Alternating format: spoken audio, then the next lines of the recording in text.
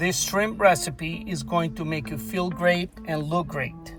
What do you need? You need a bake tray. We have the 2 pounds of shrimps.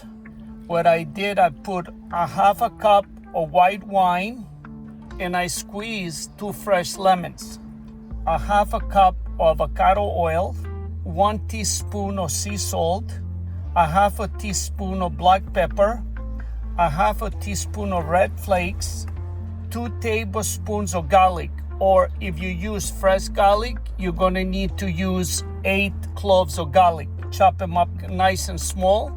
I preheated the oven 350. If your shrimp are frozen, you will let them bake for 30 minutes. If the shrimp, they're not frozen, then you bake them for 20 minutes.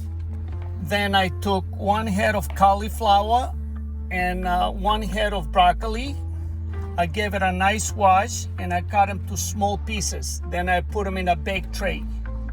What I put on it, it was a half a cup of avocado oil.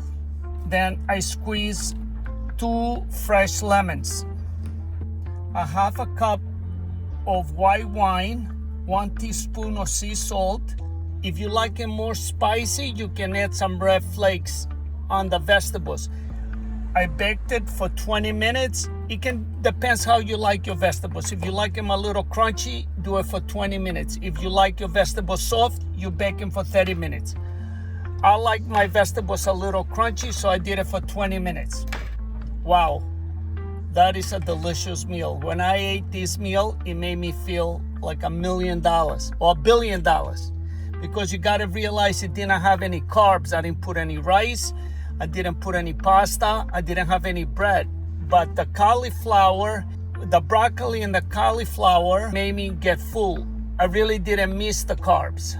And all the ingredients, they're good, and your body will really enjoy it. Good energy every day.